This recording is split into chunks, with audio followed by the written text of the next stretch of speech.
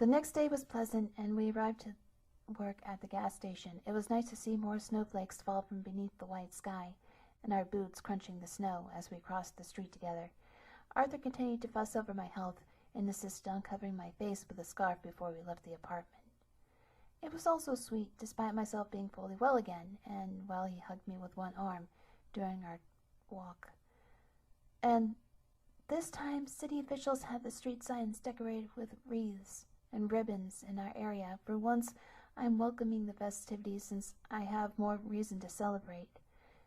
Leslie and Ben seemed to have agreed as they held hands while taking in the decorative sights. Other people have joined the communal celebration by decorating their businesses with holiday-themed paintings upon glass and by garlands. Oh, hey, look, they're setting up a homeless shelter near us. I guess we should set up a charity station in our work. I think it'll probably work out well. I'm sure we could persuade Maggie to do that. No, but there is a problem with this. It could be putting a majority of those unsheltered people in danger. You're right, homeless people are easy targets for the black-eyed brats to attack. Yeah, then I'm guessing that we'll just have to protect these homeless people until Yule passes. Huh. Yeah, we will have to. And frankly, I'm in the mood for a bit of punishing this year. Do you happen to have bad memories in regards to this occasion, dear boy? I don't want to talk about it. Arthur was about to speak, but I intervened and said, "You have your reasons. When you're ready to talk, we will listen."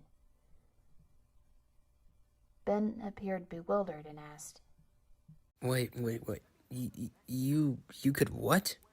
Of course we would listen, dear boy. Leslie spoke of his concerns for your well-being, but we shall follow to Lenore's terms and await when you are ready to speak. Arthur answered with a warm, assuring smile. "We will be patient with you on that. I know you hate being pressured," I added with a grin. Leslie seemed to reinforce our point by saying, You'll really gotta talk about it sometime, Toots. Ben blushed a bright pink and said, Well, thanks, my three wise people. We cannot help but fawn over him. As much as Ben puts up a strong and cold front, I know that deep down there's a sad, hurt little boy that needs to be cared for and protected. The shift seemed to be ordinary so far. When we handled the usual chores and taking care of customer purchases, a few people poked fun at us and told us that Christmas would be annoying to Ben and I, since we are of the alternative subculture. That smiling must be painful, and all the cheer would be good for us. So we decided to retaliate by this parody carol that we sing together. Here comes Zombie Claus, right down Zombie Claus Lane. Vixen and Blitzen and undead reindeer are eating all the brains. Bells are ringing, children screaming, all is bloody and bright. Load your shotgun and say your prayers, 'cause Zombie Claus comes tonight. Here comes Zombie Claus, right down Zombie Claus Lane. He's got a bag that's filled with brains, so we don't know where he's been. Hear those sleigh bells jingle, jangle, what a horrible night. Jump and bet, hold on to your head, 'cause Zombie Claus comes tonight. Here comes Zombie Claus, right down Zombie Claus Lane. He doesn't care if you're rich or poor, he'll eat you just the same. Zombie Claus knows we're just full of protein, that makes everything right. So fill your shotgun with shells, 'cause Zombie Claus comes tonight. Here comes Zombie Claus, right down Zombie Claus Lane. He'll come around when the screams run out that they're fresh brains again. Zombie virus will come to all and we'll cower in fright. So let's give thanks to Smith and Wesson, 'cause Zombie Claus comes tonight. Maggie heard her duet, laughed, yet she wagged her finger at us. "That was a hoot and a half, but no scaring the customers away." "Yes, Maggie," I said while laughing. Could you do a cuter version? She asked. Well, maybe, I guess. I'm not into spooky fortune telling stuff, but could you do a reading for me on break, Lenore? I'm not sure about my husband this year, she said while having a hint of sadness to her tone. I was surprised that she would ask this of me, and could not turn her down after all the love and support she gave me in the past. Okay, I can do that. Are you two fighting often? I inquired, being concerned while tilting my head. He's been acting weird lately, and I don't know what to do, she replied with a sigh. Perhaps it could be those rude guests that we had before. Arthur suggested. We caught on to his hint, and Leslie said, I wouldn't worry about it. 'Cause, well, they aren't gonna get an ass beating from us, Mags. Count on it. Is there something going on? Well, upon that matter, there had been a few ruffians harassing our apartment complex, and they had been causing trouble. I caught one in the act of trying to break in and do a robbery, I added. It was a way to bend the truth just slightly, since a paranormal threat would have been easily dismissed by the average person. An hour passed by, and Maggie gestured for me to follow her into the office, which had been hidden from the public view. Normally, this happy woman would greet me with a joke or a smile, but in this case, she hugged me tightly while crying. These actions scared me, and I had to console her. Shh, I'm here. Tell me the full story. If you're crying, this is serious, I said softly while taking a tissue from a dispenser and cleaning her face with it. You've been spending time with these weird kids and me. We had our first fight this morning. I think something supernatural has happened in my life, and you're the only one I could ask for help, she explained through her weeping. Weird kids. Did they have black eyes? I asked, being wary. Yeah, and they kept on telling me how my husband is perfect for the work, she replied, blowing her nose after claiming the tissue. I debated on telling her the truth about her hidden species and the entire events that happened during Halloween, but decided against it, since I did not want to alarm or overwhelm her in the distressed state. So I decided to do a requested reading that is simply called Yule. I gave her my tarot deck from a coat pocket, and she shuffled the cards while I sat across from her at the desk. Her hands trembled during the process, and I spread out 7 cards. We're going to use the spirit of Christmas to guide you. Each question has a theme to it, I explained. Here's what I discovered. 1. Pine wreath was to be completed and purged before the end of the year. The 4 of Cups. There is a state of no open mind and lack of communication, feeling apathy. That definitely shows Maggie's current problem with her husband.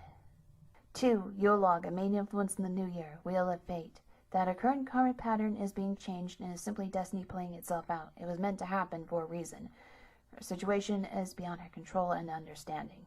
3. The mistletoe. What to fertilize in the new year.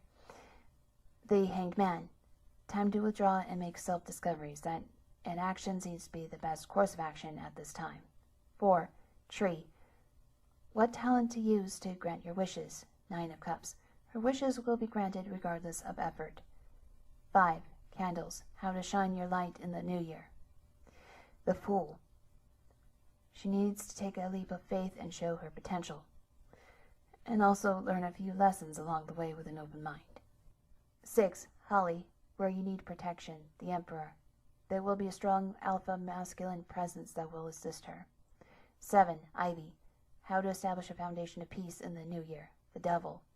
Maggie needs to address her vices and free herself from them. By this will, she will be at peace and have the harmony she wishes to obtain.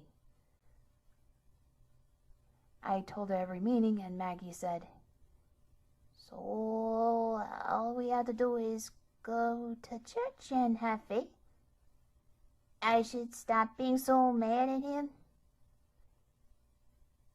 Yes, and we can help you with that, I said, holding her hand. She smiled at me while sniffling and said, Sometimes angels wear black. My cheeks burned lightly and grinned a little at the ironic joke behind the moment. I'm feeling better now. Break is over and we'll have a church date tonight, Maggie said. We left the office and caught Leslie and Arthur eavesdropping from outside of the door. Arthur gave a sheepish grin and said, Oh, I suppose it is unavoidable, but we could not help but listen in on you two, ladies, speaking privately. But it was decent of you to give that oracle service, my dear. Okay, I cannot stay mad at you. I will let it slide. This is heavy drama, Bella. We have to do something about this black-haired kid problem. What can all you do? Let's just say that we know how to deal with them. You are not ready to know the details yet. We are quite, knowledgeable on these matters. I can assure you on that, madame. And they will be stopped. It is a promise. I'm blessed to have people like you in my life. Let me know if one shows up here. I want to cave in its skull, she said with a grin. We left the office area and talked to Ben away from Maggie's line of hearing. He said, I heard everything about these little brats. They need to get out of here. They like to recruit anyone who is sinful or unwanted as a child. Most of the time, they will either kill or wait to reanimate a freshly made corpse. It's a different type of undead that is playing with us. So they are targeting us because we are a threat? You are a threat, and I am prime real estate for them. Leslie is somewhat a threat, and so is Arthur. I hugged Ben and said, We will protect you, Ben. I don't care what you are, and we'll contact my grandpa about it. He hugged me in return, sighed impatiently, saying, Fine. I guess I cannot say no to your stubborn nature. I prefer to call it determination, I said with a chuckle and ruffled his hair. And it appears that we need all of the passion and determination we can get in resolving this matter. Is that understood, dear boy? But what the... Ugh. No buts about it. I end up speaking yours. Fine.